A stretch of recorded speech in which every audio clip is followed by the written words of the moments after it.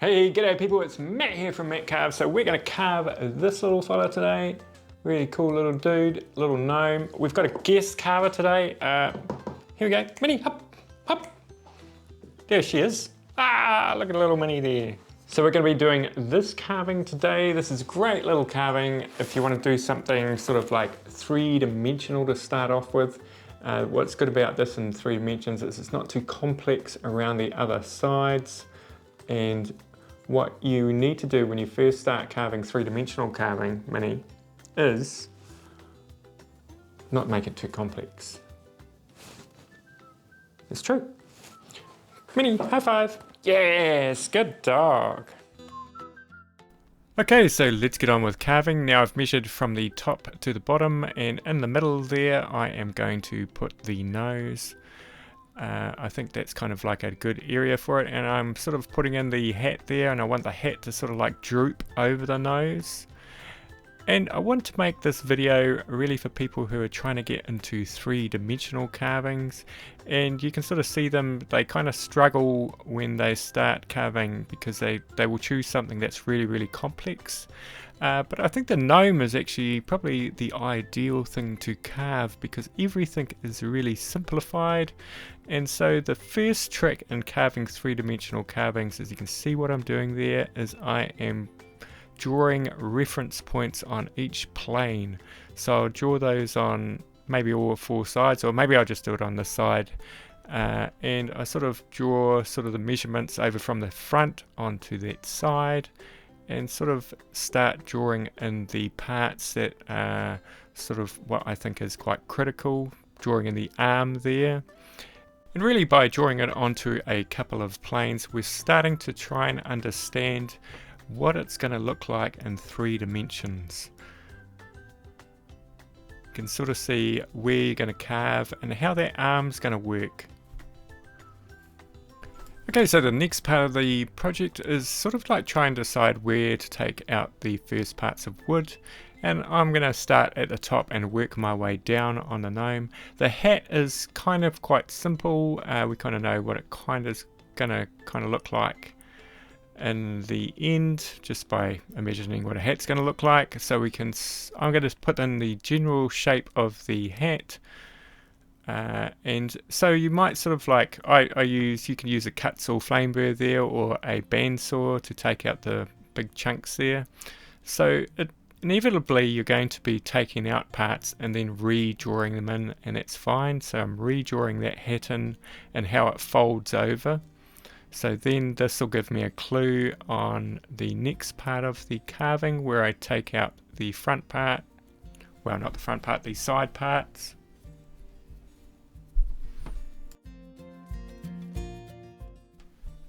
And so what happens with the hat is it rounds off at the corners. So essentially it's sort of like the front plane is going to be merging with the side plane there. It's sort of like a little bit hard to get your head around when you first start carving this, but it's sort of like we'll alter the things on the front. But let's just concentrate on this hat and getting it around first, and then we will sort of adjust things as we go along. And I've put a sort of a reference of the gnome up in the top left hand corner, just so you can sort of see where that hat is kind of heading to.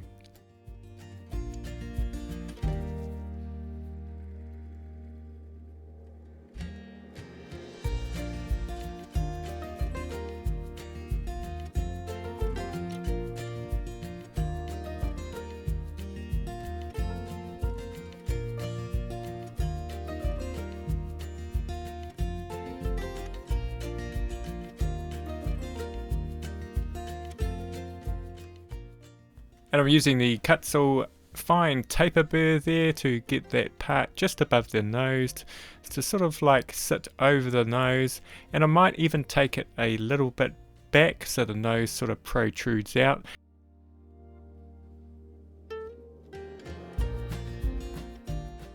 Okay, so I'm just putting in a reference point there. That cross sort of symbolizes the highest point on the nose. You can sort of see there I am trying to go under, sort of taper it back, but I'm also trying to get the nose to go under the hat at the top.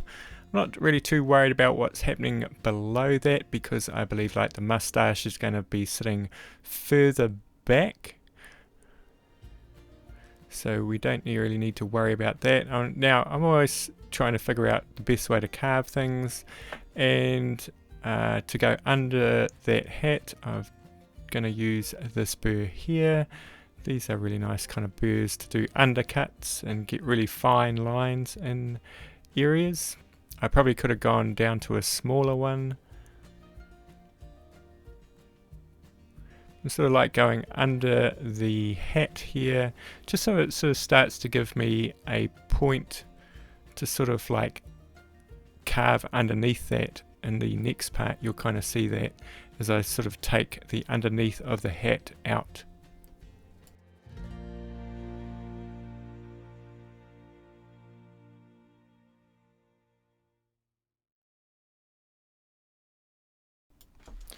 Okay, so now we're going to think about what parts we can take out without taking out parts we don't want to take out. So this part here, sort of in between the top of the arm and the front, we could probably take out that.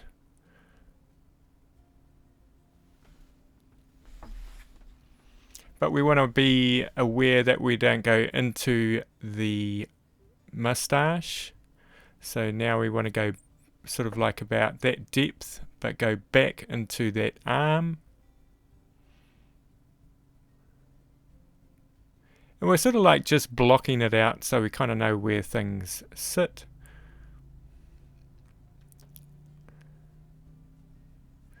And what I'll often do is I'll like take half of the carving away and then redraw it in from the other half. So the front half there you can sort of see is sort of like a mirror image of each other. So what I'm doing is, because the beard's going to be sitting further back from the nose and the mustache, I'm going to take that back and then redraw it in. I might not take the feet out, I might have the feet sort of like protruding underneath the beard itself.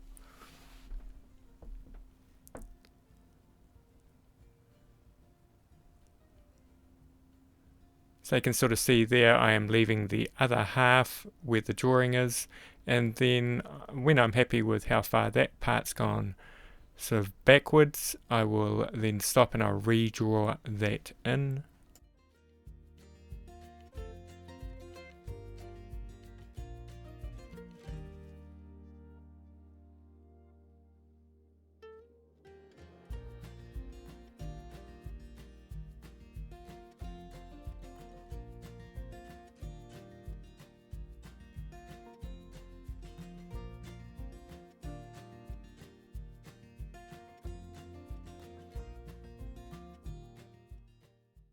Okay, so let's have a look at that arm on the side. So what we can do is we can start taking that back and the back, if you get what I mean.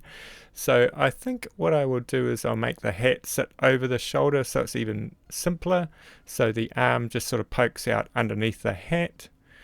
That will work out. You can sort of see it in the reference part there, how it all works in the end. And when carving, you kind of want to leave enough material there to figure out things like that jacket that I'm going to put in a little bit later, so I don't sort of like go really skinny on things. Okay, so we have got the carving kind of roughed out there, and we've got kind of the jacket and the beard hairs to put in, but these are all little details, so I'm just going to put on a little bit of music and maybe do a bit of a time lapse, and you can sort of see how that all happens.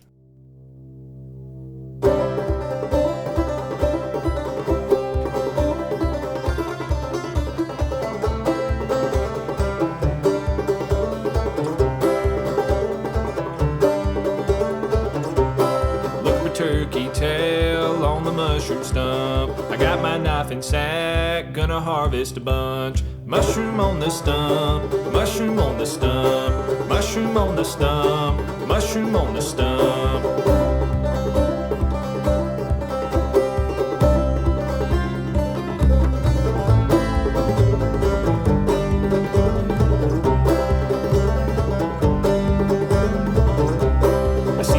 fishy mushroom on the hemlock tree. Gonna go get my ladder and bring it to my baby. Mushroom on the stump, mushroom on the stump, mushroom on the stump, mushroom on the stump.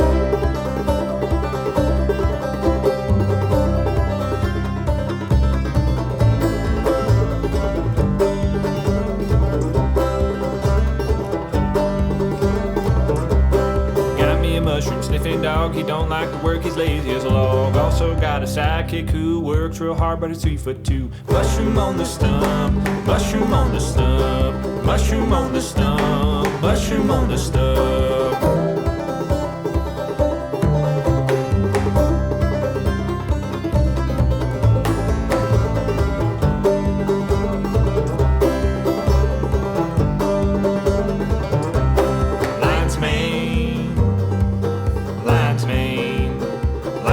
Driving me insane. I know you're here, but don't know where. Gotta get my woman looking everywhere. Mushroom on the stump. Mushroom on the stump.